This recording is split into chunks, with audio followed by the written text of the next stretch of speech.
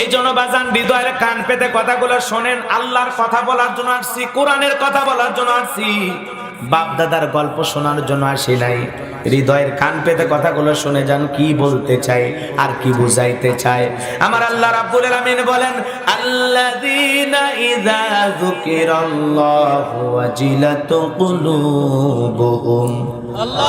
আমার আল্লাহ পাক বলেন, যারা ঈমানদার তাদের সামনে যখন আমি রবের নাম উচ্চারণ করা হয়, আল্লাহর নাম উচ্চারণ করা হয়, ভয়ে তাদের অন্তরাত্মা কেঁপে ওঠে, অন্তরের ভিতরে কম্পন সৃষ্টি হয়। বাজান গো, আমার ঈমানদারের অন্তর কাঁপে কার ভয়ে? আরো জোরে বলেন। যার অন্তরটা আল্লাহর ভয়ে কাঁপে সে কখনো কোনোদিন গুনাহ করতে পারে? দিনের আলোতে হোক রাতের আঁধারে হোক, সে কখনো গুনাহ করতে পারে না। কথা বলেন ঠিক কিনা? খলিফাতুল মুসলিমিন আমিরুল মুমিনিন হযরত ওমর ফারুক, আল্লাহ রাব্বুল আলামিন যাকে অর্ধ জাহানের খলিফা হিসাবে দায়িত্ব দিয়েছিলেন, বলেন আল্লাহু আকবার। ইসলামের দ্বিতীয় খলিফা নাম কি? হযরত ওমর ফারুক রাদিয়াল্লাহু তাআলা আনহু। নেতা কারে বলে? কেমন ভয় অন্তরের ভিতরে ছিল? আল্লাহু আকবার বলেন। রাগ করতেছেন আপনারা? পৃথিবীতে অনেক নেতা আছে বাজান গো আমার। আজকে আপনি জানেন না একটা আপডেট খবর, পাকিস্তানের সাবেক প্রধানমন্ত্রী ইমরান খান, আজকে তার উপরে হামলা করা হয়েছে, পায়ের ভিতরে গুলি লেগেছে।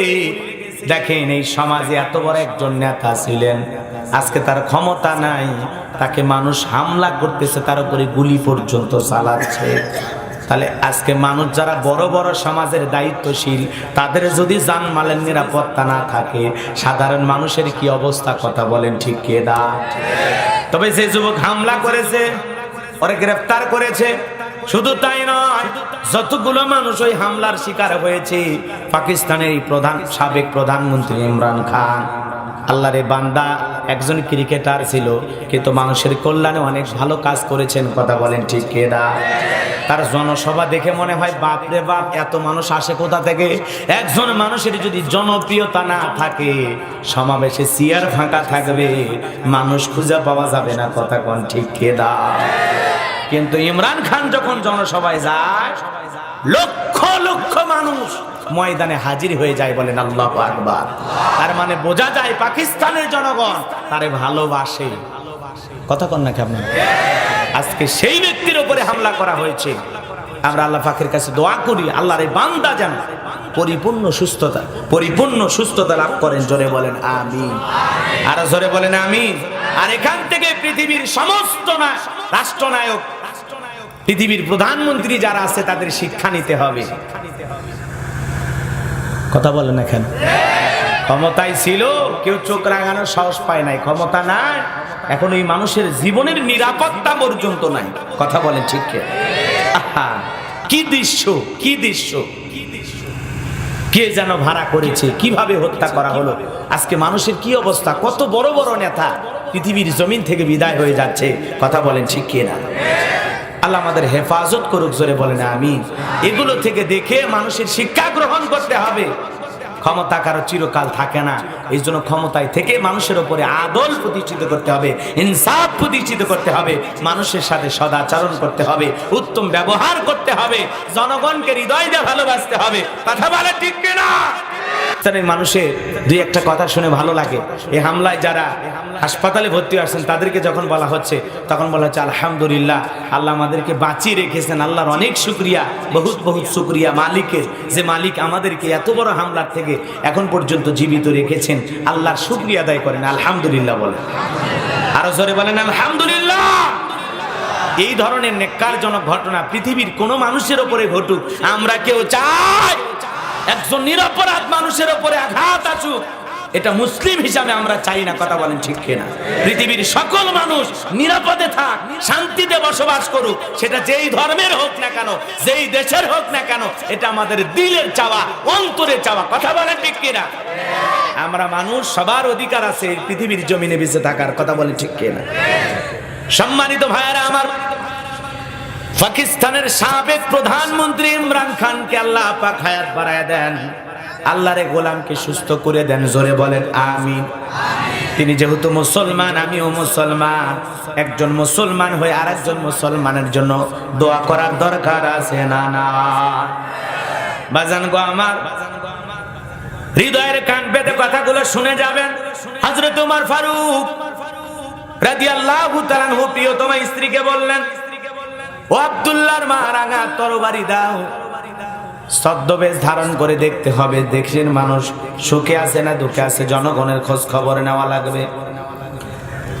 হযরতে ওমর ফারুকের স্ত্রী ডেকে বলে, স্বামী গো, এই গভীর নিশীথে আপনি একা একা বাড়ির বাইরে যাবেন, আপনার কি একটু ভয় করে না?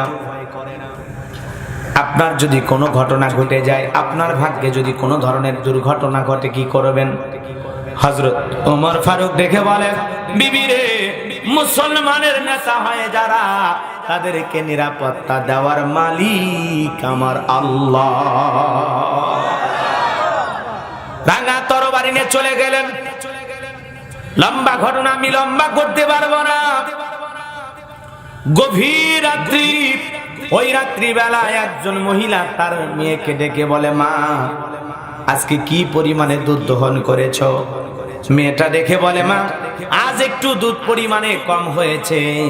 মহিলা দেখে বলে, মেয়ে আমার, একটু দুধের ভিতরে পানি মিশায়া দাও, তাহলে দুধ পরিমাণে বেশি হবে, বাজারে বেশি বিক্রি করতে পারলে আমাদের পরিবারে একটু খরচে সহযোগিতা হবে।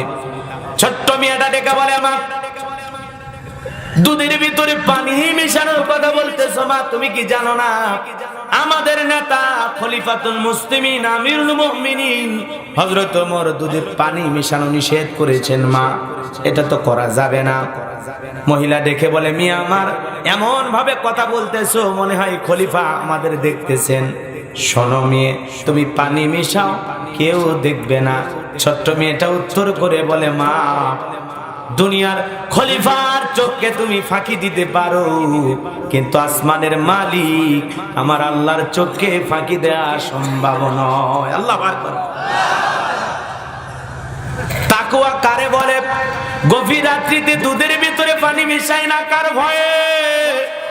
এর নাম হলো তাকওয়া, এর নাম হলো আল্লাহর ভয়। কথা বলেন না কেন? ছোট্ট মেয়েটার এমন জবাব শোনার পর হযরত ওমর ফারুক আর দেরি করলেন না, বাড়িতে চলে গেল।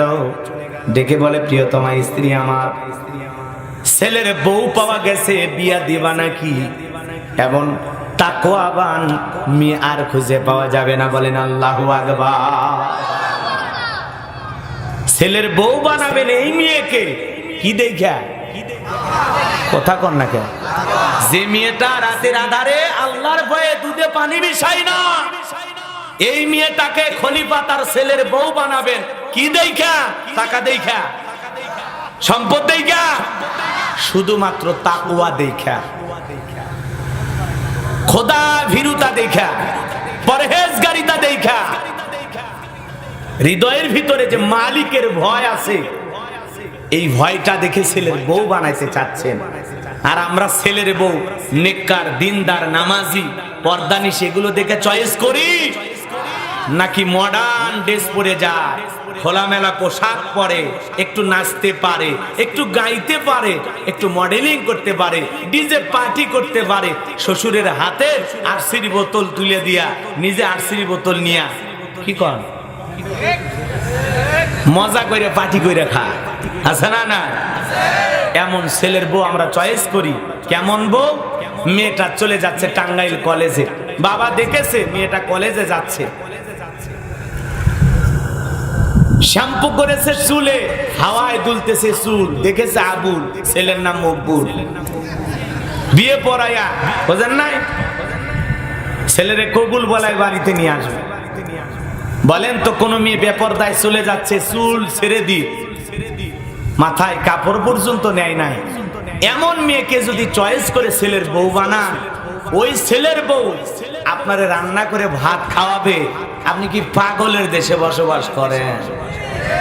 কথা বলেন না কেন? মেয়েটা বেপরদায় চলাফেরা করে, ও শ্বশুরের খেদমত করবে, শাশুড়ির খেদমত করবে, রান্না করে শ্বশুর শাশুড়িকে ভাত তুলে খাওয়াবে। লাগাবেন তেঁতুল গাছ আর দোয়া করবেন আল্লাহ ফজলি আমদি। তা আপনার প্রথম টার্গেট তো ভুল।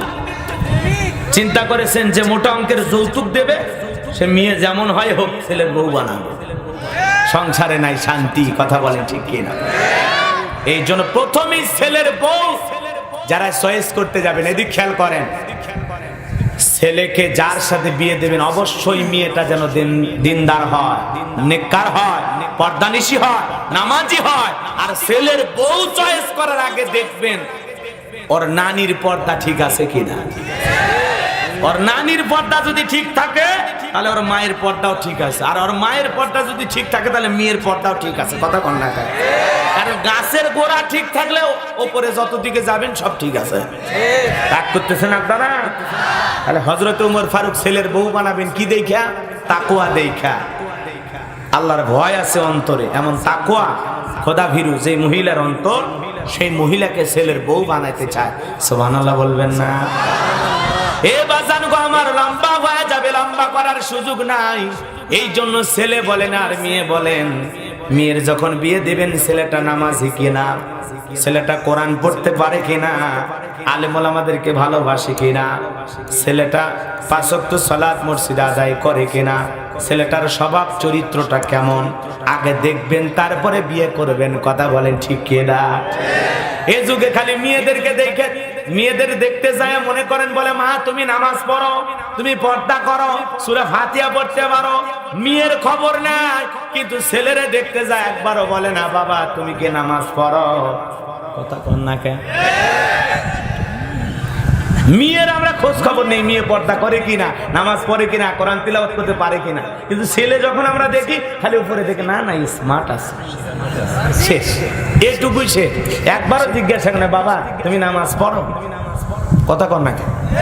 আমি একবার বিয়ে পড়াইতে যাই, ছেলের জিজ্ঞাসা করছি সূরা ফাতিহা জানো? ওর চোখ মুখ ঘেমে গেছে। সাথে ওই যে কোলদারা থাকে সাহায্যকারী দুলে ভাই, বোঝেন নাই?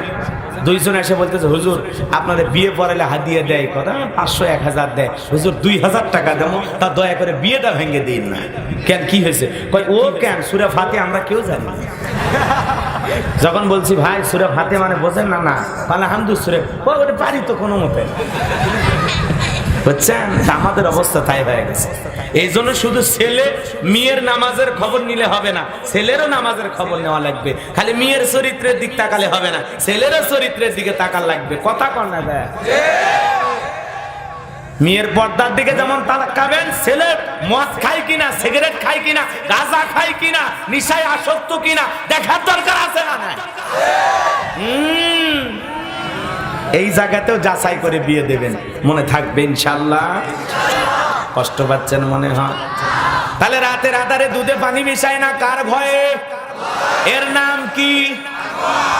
হযরত ওমর ফারুক একজনকে জিজ্ঞাসা করলেন তাকওয়া বলতে তুমি কি বোঝো? জবাব দিয়ে বলেন ও খলিফা আপনি আমাকে এই বিষয়ে জিজ্ঞাসা করেছেন, হ্যাঁ আমি তোমার কাছে উত্তর জানতে চাই। আল্লাহর সেই বান্দা উত্তর দিয়ে বলেন খলিফাতুল মুসলিমিন আপনি কি কখনো কাঁটাওয়ালা সুড়ঙ্গ পথে পথ চলেছেন? বলে হ্যাঁ চলেছি। কিভাবে পথ চলেছেন? বলে ওই পথে আমি যখন চলেছিলাম দেহের কাপড়কে আঁটো করে নিয়েছিলাম, খুব ভয়ে ভয়ে ধীরে ধীরে পা ফেলেছিলাম যাতে ওই কাঁটাওয়ালা পথ, ওই একটা কাঁটা যেন আমার শরীরের ভিতরে না ফোটে। এইবার ওই ব্যক্তি জবাব দিয়ে বলেন খলিফা এর নাম হলো তাকওয়া। বলেন আল্লাহু আকবার। এইটার নামই তাকওয়া। দুনিয়াতে গুনাহের কাঁটা আছে চতুর্দিকে সরানো, সুদের কাঁটা, ঘুষের কাঁটা, জিনার কাঁটা, কথা বলে না কেন, বেপরদায় চলার কাঁটা, খালি গুনার কাঁটা দিয়ে পুরো পথটা কি বলেন বিছানো আছে খালি গুনাহের কাঁটা দিয়া। এই পথ চলার সময় অবশ্যই আমাদেরকে সতর্কতার সহিত চলা লাগবে। কথা বলেন ঠিক কিনা? আপনারা গোসি মাছ চেনেন? গোসি মাছ, বাম মাছ চেনেন না? ওই বাম মাছ গোসি মাছ চেনেন তো? কাদার ভিতরে থাকে, গায়ে কোনো কাদা, জোরে বলেন গায়ে কোনো কাদা। ঠিক দুনিয়ার জমিনে মুমিনদেরকে ওইভাবে চলতে হবে হাজারো গুনাহের কাদা চতুর্দিকে ছড়ানো আছে, ছিটানো আছে। ওই গুনাহের কাদা যেন এই শরীরের ভিতরে না লাগে। কথা বলেন না কেন? ওই গোসি মাছের কাছ থেকে, ওই বাম মাছের কাছ থেকে মুসলমানদের তাকওয়া শিখতে হবে। কথা বলেন ঠিক কি না? আমার যুবক ভাইরা, হৃদয়ের কান পেতে কথাগুলো শুনে যাও। এই জন্য আল্লাহর ভয় যাদের দিলের ভিতরে থাকবে, আল্লাযীনা ইযা যুকিরাল্লাহু ওয়াজিলাত কুলুবুহুম, যারা ঈমানদার, আল্লাহর নাম শোনার পরে আল্লাহর ভয় অন্তরটা কেঁপে ওঠে। তারা কোনোদিন দুধে পানি মিশাইতে পারে, খাদ্যে ভেজাল দিতে পারে, ওজনে কম দিতে পারে, বোঝেন নাই মনে হয়, জমির আল ঠেলতে পারে, আছে না নাই? কোনদিন নামাজ কাজা করতে পারে, জোরে বলেন করতে পারে। যার অন্তরে আল্লাহর ভয় আছে সে কোনোদিন গুনাহের কাজ করবে না। যার অন্তরে আল্লাহর ভয় আছে সে সিনেমা হলে সিনেমা দেখতে যেতে পারে, যাত্রার গানের কনসার্টে যেতে পারে। কথা বলেন না কেন? কোন ইমানদারের অন্তরে যদি আল্লাহর ভয় থাকে, কোন নারীকে বিবাহ করা ছাড়া তার হাত স্পর্শ করতে পারে, জোরে বলেন পারে।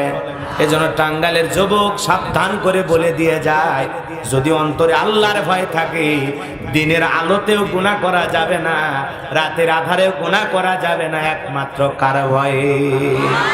আরো জোরে বলেন কার ভয়ে? আল্লাহর ভয়ে গুনাহ করা যাবে না, সব গুনাহ থেকে বেঁচে থাকতে হবে। খাদ্যে ভেজাল দেওয়া যাবে না। মদিনার বাজারে একজন সাহাবী খেজুর বিক্রি করতে আসছেন। বিশ্বনবী খেজুরের স্তূপ থাকে না, খেজুরের যে ঠিক করে রেখে দিছে, আপনারা কি বলেন স্তূপ, এই খেজুরের বিশাল স্তূপ, এর নিচে হাত দিয়েছেন আল্লাহ রাসূল, এরকম হাত দিয়েছেন, দিয়ে ভিতর থেকে হাতটা বের করে দেখেন ভিতরে ভেজা খেজুর। কি খেজুর? পানিওয়ালা ভেজা খেজুর।